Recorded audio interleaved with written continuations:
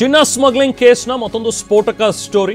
ಅದೇನಂತ ಹೇಳಿದ್ರೆ, ಖಾಲಿ ಕೈಯಲ್ಲಿ ಹೋಗ್ತಾ ಇದ್ದಂತಹ ರನ್ಯಾಗೆ ಚಿನ್ನ ಸಿಗ್ತಿದ್ದು ಹೇಗೆ? ಹಣ ಕೊಡ್ತಿದ್ದಿದ್ದು ಯಾರು? ಚಿನ್ನ ಕೊಡ್ತಿದ್ದವ್ರು ಯಾರು? ದುಬೈನಲ್ಲಿ ರನ್ಯಾಗೆ ಹಣದ ಮೂಲ ಯಾವುದು? ಸೊ ಈ ಬಗ್ಗೆ TV9 ನಲ್ಲಿ ಈ ರನ್ಯಾ ಸ್ಮಗ್ಲಿಂಗ್ ಜಾಲದ ಒಂದು ಎಕ್ಸ್ಕ್ಲೂಸಿವ್ ಸ್ಟೋರಿಯನ್ನ ನಾವು ಬ್ರೇಕ್ ಮಾಡ್ತಾ ಇದ್ದೀವಿ.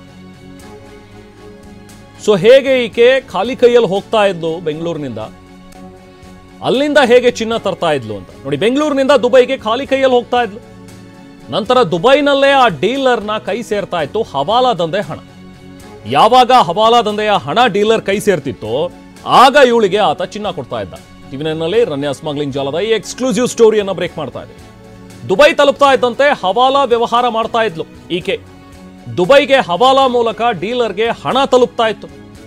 ಡೀಲರಿಗೆ ಹಣ ತಲುಪಿದ ಮೇಲೆ ಬಂಗಾರ ಸಿಗ್ತಾ ಇತ್ತು ಈಕೆ ಕೈಗೆ. ಸೊ ಅಲ್ಲಿಂದ ದುಬೈನಿಂದ ಗೋಲ್ಡ್ ಬಿಸ್ಕೆಟ್ ಅನ್ನ ಈಕೆ ವಾಪಸ್ ತರ್ತಾ ಇದ್ಲು, ಸ್ಮಗಲ್ ಮಾಡಿ ತರ್ತಾ ಇದ್ಲು ಅನ್ನುವಂಥದ್ದು ಈಗ ಲಭ್ಯವಾಗ್ತಾ ಇರುವಂತ ಮಾಹಿತಿ.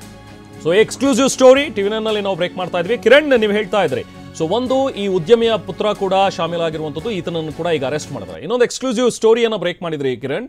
ಸೊ ಇದ್ರ ಬಗ್ಗೆ ಏನು ಡೀಟೇಲ್ಸ್ ಶೇರ್ ಮಾಡ್ಕೊಳ್ತೀರಾ? ಹೇಗೆ ಈಕೆಯ ಮೋಟಸ್ ಆಫ್ ಆಪರೆಂಡಿ ಹೇಗಿತ್ತು? ಇಲ್ಲಿಂದ ಅಲ್ಲಿಗೆ ಹೋಗ್ತಾ ಇದ್ದು ದುಬೈಗೆ, ದುಬೈನಲ್ಲಿ ಯಾರು ಚಿನ್ನ ಕೊಡ್ತಾ ಇದ್ರು, ಚಿನ್ನವನ್ನು ಇಲ್ಲಿಗೆ ತಂದು ಯಾರಿಗೆ ಕೊಡ್ತಾ ಇದ್ಲು, ಏನು ಡೀಟೇಲ್ಸ್ ಇದಕ್ಕೆ? ರೆಹಮಾನ್, ಈಗ ತನಿಖೆ ಮಾಡ್ತಾ ಇದ್ದಾಗ ಅಧಿಕಾರಿಗಳಿಗೆ ಒಂದು ಸ್ಫೋಟಕ ಮಾಹಿತಿ ಅವ್ರಿಗೆ ಸಿಕ್ಕಿದೆ. ಯಾಕೆಂತಂದ್ರೆ ದುಬೈಗೂ ಮತ್ತೆ ಇಲ್ಲೇ ಇಂಡಿಯನ್ ಗೋಲ್ಡ್ ಮಾರ್ಕೆಟ್ಗೂ ಸುಮಾರು ಗ್ರಾಮ್ಗೆ 700ರಿಂದ 800 ರೂಪಾಯಿ ಡಿಫ್ರೆನ್ಸ್ ಅಷ್ಟೇ ಅಂದರೆ ಇರುವಂಥದ್ದು ಇವತ್ತಿನ ಮಾರ್ಕೆಟ್ ವ್ಯಾಲ್ಯೂಲಿ. ಬಟ್ ಅಷ್ಟಕ್ಕೆ ದೊಡ್ಡ ಮಟ್ಟದಲ್ಲಿ ಇಷ್ಟೊಂದು ರಿಸ್ಕ್ ತೊಗೊಳ್ಳೋದು ಏನಕ್ಕೆ ಅನ್ನೋ ಒಂದು ಕ್ವಶನನ್ನು ಪ್ರಶ್ನೆ ಮಾಡಿದಾಗ ಈಗ ಸಿಕ್ಕಿರುವಂಥದ್ದು, ಕೆಲವೊಂದಷ್ಟು ಜನ ಇಲ್ಲಿಯವರು ಹವಾಲಾ ಮೂಲಕ ಬ್ಲ್ಯಾಕ್ ಮನಿಯನ್ನು ದುಬೈಗೆ ಕಳಿಸ್ತಾ ಇರ್ತಾರೆ. ಅದು ಒಂದು ದೊಡ್ಡ ನೆಟ್ವರ್ಕ್. ಅಲ್ಲಿ ದುಡ್ಡನ್ನು ಕಳಿಸಿದ್ದನ್ನು ಅಲ್ಲಿ ದುಡ್ಡು ಕೊಟ್ಟು ಅಲ್ಲಿ ಗೋಲ್ಡನ್ನು ಪರ್ಚೇಸ್ ಮಾಡಿ ನಂತರ ಗೋಲ್ಡು ಇಲ್ಲಿಗೆ ಬರ್ತಾ ಇಲ್ಲಿಗೆ ಕೈ ಸೇರ್ತಾ ಇದೆ. ಯಾರು ಇಲ್ಲಿಂದ ಕಳಿಸ್ತಾ ಇದ್ದಾರೋ ಈಕೆ ಮೂಲಕ ಮತ್ತೆ ವಾಪಸ್ ಇಂಡಿಯಾಗೆ ಗೋಲ್ಡ್ ಆಗಿ ಬರ್ತಾ ಇದೆ. ಇಲ್ಲಿಂದ ಕ್ಯಾಶ್ ಹೋಗ್ತಾ ಇದೆ, ಅಲ್ಲಿಂದ ಗೋಲ್ಡ್ ಆಗಿ ವಾಪಸ್ ಬರ್ತಾ ಇದೆ.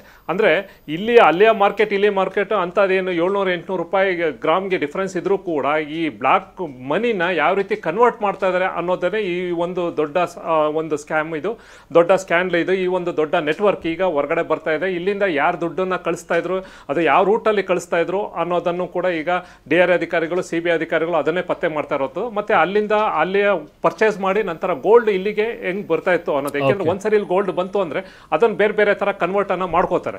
ಒಂಥರ ವೈಟ್ ಮನಿ ಆದಂಗೆ ಆಗ್ಬಿಡ್ತು ಇಲ್ಲಿ ಗೋಲ್ಡ್ ಬಂದ್ರೆ. ಅದನ್ನ ಬೇರೆ ರೀತಿಯ ಕನ್ವರ್ಟ್ ಮಾಡ್ಕೊಳ್ಳೋಕೆ, ಇಲ್ಲಿ ಬ್ಲ್ಯಾಕ್ ಮತ್ತೆ ವೈಟ್ ಅನ್ನ ಕನ್ವರ್ಟ್ ಮಾಡ್ಕೊಳ್ಳೋಕೆ ಈ ಒಂದು ದಂಧೆಯನ್ನ ಮಾಡ್ತಾ ಇದಾರೆ ಅನ್ನೋ ಒಂದು ವಿಚಾರ ಈಗ ಸ್ಫೋಟಕ ಮಾಹಿತಿ ಈಗ ಹೊರಗಡೆ ಬಂದಿದೆ. Thank you Kiran.